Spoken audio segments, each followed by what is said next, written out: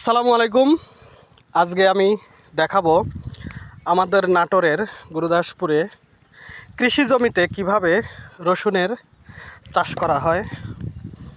এই যে একজন মালিক, তার সাথে কথা বলবো এবং রসুন লাগানো দেখাবো। এই যে কাদো মাটিতে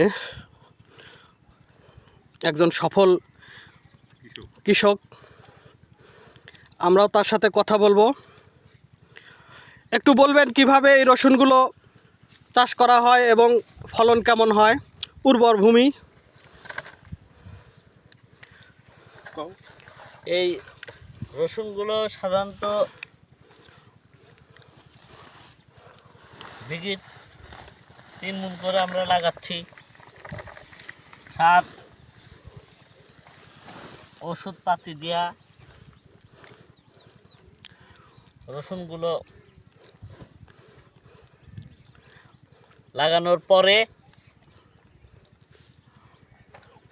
সাধারণত আমার এখানে লাগা নাই, আমরা কচু দিয়ে ঢাকবো। কচুর স্তূপ আমাদের আর এক বড় ভাই মালিক শ্রেণী।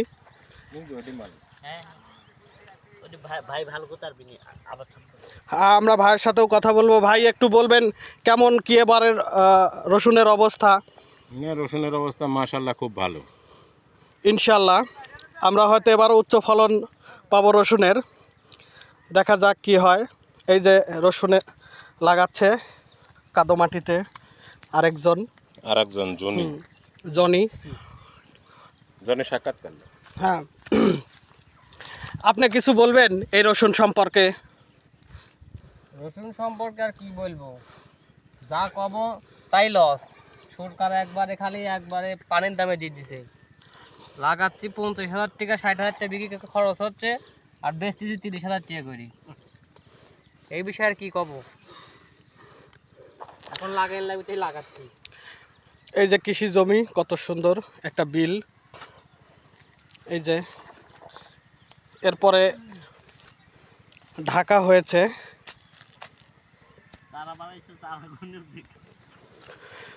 রসুনের গাছের চারা বাড়িয়েছে, সুন্দর গাছ, উচ্চ ফলনশীল রসুন আমাদের নাটোরের এই চলন বিলে। রসুনের জমিতে এই যে পানি সেচের ব্যবস্থা রয়েছে, বড় গাছ হয়েছে। এই যে পানি দিতে হয়, এই গাছগুলো খুব দ্রুতই বড় হবে। চারিদিকে শুধু রসুন, হাজার হাজার বিঘা রসুন মানুষ চাষ করেছে। খড়কুটো দিয়ে রসুনগুলো ঢাকা হয়, এরপরে গাছগুলো বড় হবে। 2 অথবা 3 মাস পরে মানুষ এই রসুন আবার জমি থেকে উঠিয়ে বাজারে উচ্চ মূল্যে বিক্রি করবে। রসুনের গাছ বড় হয়েছে। এই যে পানি সেচের ব্যবস্থা, এখান থেকে পানি দেওয়া হয় পুরো সমস্ত জায়গায়, চারিদিকে রসুন। মানুষ এই রসুন উচ্চ মূল্যে বিক্রি করবে, ভালো দাম পাবে, কৃষকের মুখে হাসি ফুটবে। আমাদের দেশের অর্থনীতির চাকা সচল হবে। আমাদের অর্থনীতির শক্তি হলো আমাদের এই কৃষি এবং কৃষক। কৃষক বেঁচে থাকলে এদেশের অর্থনীতি সচল থাকে। দেখুন মানুষ